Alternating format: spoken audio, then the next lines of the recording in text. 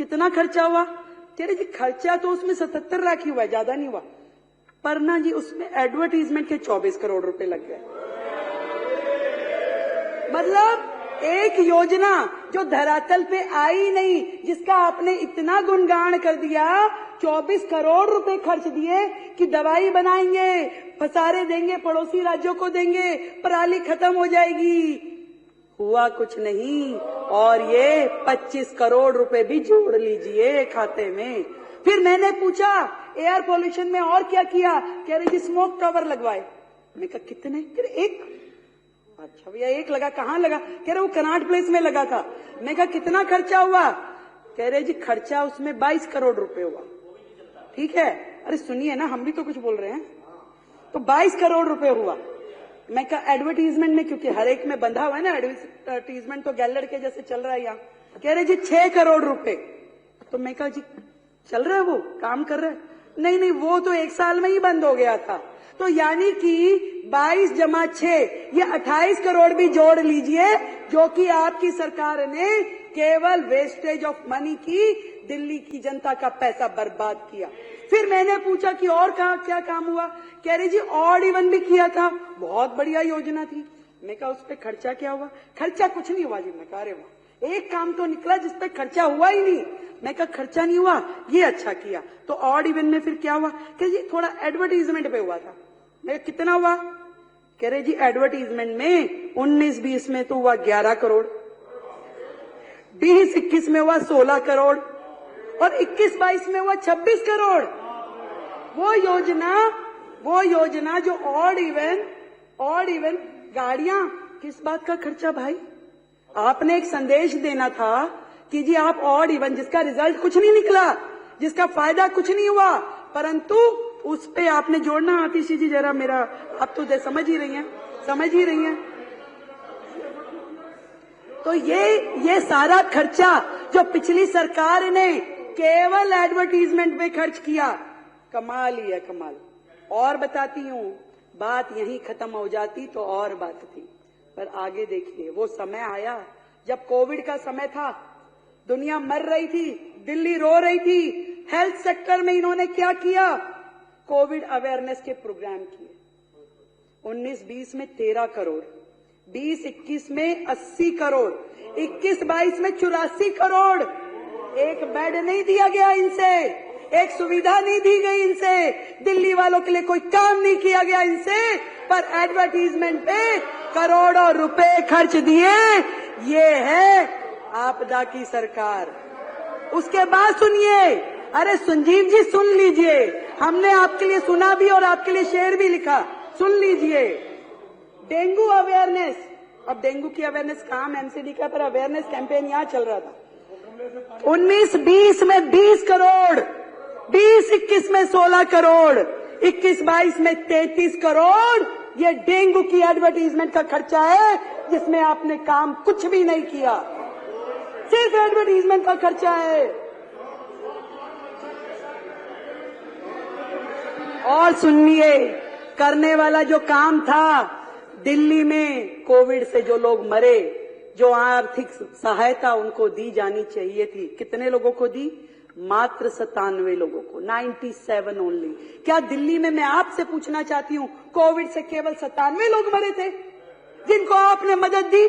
उनको आपने 97 लोगों को जो मुआवजा दिया, उसके ऊपर भी आपने एडवर्टीजमेंट का खर्चा किया 17 करोड़ रुपए। 17 करोड़ रुपए जोड़ लीजिए, कुछ शर्म के साथ में जोड़िए सरकार के ये सारे खर्चे। एजुकेशन के बहुत सारे हेड तो आशीष जी ने बता दिए, फिर भी छोटे छोटे मैं बोलती हूँ। जो योजनाएं आपकी थी, बिजनेस ब्लास्टर में खर्चा किया 54 करोड़ और उस पे एडवर्टीजमेंट की 90 करोड़। देश के मेंट्योर खर्चा किया 1 करोड़ रुपए और उस पे एडवर्टीजमेंट करी 28 करोड़ रुपए की। हैप्पीनेस करिकुलम जिसमें खर्चा किया 20 करोड़ रुपए, नहीं खर्चा कुछ नहीं किया, ये ऐड है, सॉरी, ऐड की 11 करोड़ की और 20 करोड़ की और उस पे खर्चा किया 3 करोड़ रुपए। देशभक्ति करिकुलम 11 करोड़ की एडवर्टीजमेंट, खर्चा कुछ नहीं। क्यों? क्योंकि ये तो खाली सेशन थे, पीरियड्स, क्लास के जो होते हैं ना, पहला पीरियड, दूसरा पीरियड, तीसरा पीरियड, और वो पीरियड्स एक दिन में, एक क्लास में, आप सब भी स्कूल गए हो, ये भी गए हैं, एक दिन में ये पढ़े लिखे लोगों की सरकार 3 एक्स्ट्रा करिकुलर एक्टिविटी, एक हैप्पीनेस, एक बिजनेस क्लस्टर, एक देशभक्ति। अरे भैया 7 पीरियड्स में से 3 आपने दे दिए, बंदा पढ़ेगा कब? बच्चा पढ़ेगा कब? पढ़ेगा नहीं तो फेल ही होगा। जिन 1.5 लाख बच्चों को आपने बाहर किया, तो आपने ना केवल फंड की चोरी की, आपने दिल्ली की जनता की ये समय की चोरी भी की, उनकी पढ़ाई की भी चोरी करी, भविष्य के बच्चों के भविष्य की भी चोरी करी। एक और बताती हूं, दिल्ली स्पोर्ट्स यूनिवर्सिटी खर्चा किया 7 करोड़ रुपए एडवर्टीजमेंट पे, और है कहां है भाई? कहां है दिल्ली स्पोर्ट्स यूनिवर्सिटी? आज तक केवल कागजों में है, वो कहीं नहीं है दिल्ली स्पोर्ट्स यूनिवर्सिटी। ये हाल है सरकार का। एक थी Delhi skill and entrepreneur university, 25 crore रुपए एडवर्टीजमेंट का खर्चा। कहां है? कागजों में, कहीं नहीं पहुंची, एक कदम भी नहीं बढ़ी योजना। 25 करोड़ रुपए और 36 डिग्री एडवर्टीजमेंट। कहां? सोशल मीडिया पे भी करेंगे, अखबारों में भी करेंगे, वो भी देश भर में करेंगे, और उसके बाद में चैनल्स पे भी होगा, उसके बाद में हर जगह योजना, गुणगान, स्वयं स्तुति, खुद ही अपना पूरा गुणगान करते रहते थे।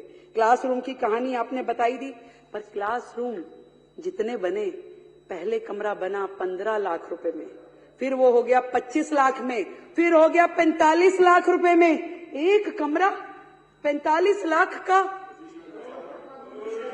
वो देख के आने भाई, वो कमरे देख के आने जो 45 लाख में बने। मुझे लगता है कि हमारी सरकार 2000 कमरे, 7000 कमरे जहां जहां भी बनाएगी, वो तो 45 लाख रुपए में तो बहुत सारे कमरे बन जाएंगे। वहां से भी पैसा बचेगा, उसको भी जोड़ लीजिए, उसको भी नोट कर लीजिए सर। बात हो रही थी पैसा बहुत आ जाएगा, चिंता ना करिए, ये डबल इंजन की सरकार है, आपको चिंता करने की आवश्यकता नहीं है कि पैसा कहां से आएगा। पर आपने, आपकी सरकार ने जो दिल्ली की जनता से चोरी की, उनके पैसे की चोरी करी, उनके समय की चोरी करी। मुख्यमंत्री था ही नहीं दिल्ली में, मुख्यमंत्री तो बाकी राज्यों में घूमता था, यहां का पैसा बाहर लेके जाता था। तो दिल्ली की समय की चोरी। मैडम कह रही थी मुख्यमंत्री जी कहां हैं, जवाब दो जवाब दो। अरे भाई काम भी है, मेरे पास 10 मंत्रालय हैं, आपके मुख्यमंत्री के पास तो एक भी नहीं था, उसको काम ही किया था, उसके पास तो काम ही किया था। मेरे पास 10 मंत्रालय है, मुझे जाना होता है, मुझे काम करना होता है। मैं आपके प्रश्न के जवाब मेरे मंत्री दे रहे हैं, लिखित में आ रहे हैं। आपको जवाब चाहिए कि मुख्यमंत्री चाहिए? और सुनिए, और चोरी की इंतहा ये हुई कि इन्होंने तो दिल्ली की जनता का सुख चैन छीना। गड्ढे में, सीवर में, गंदे पानी के साथ जो दिल्ली की जनता को रहना पड़ा, वो आपने चोरी किया। चोरी यहां भी खत्म हो जाती तो और बात थी। आपने तो सीएमओ दिल्ली का हैंडल चोरी करके ले गए, सीएमओ दिल्ली के 3 हैंडल चोरी करके ले गए। अरे हमें कंप्लेंट करनी पड़ी, 1 महीना संघर्ष करके उन हैंडल्स को वापस लेके आए। अरे ऐसी भी क्या आदत लग गई चोरी की भाई, ऐसी भी क्या आदत लग गई चोरी की।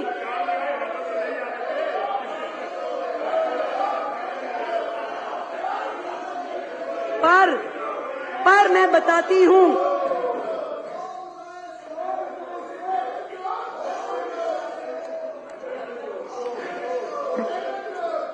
चलिए कोई नहीं, होता है। देखिए इन्हीं विघ्नों के साथ हमें ये सरकार चलानी पड़ेगी।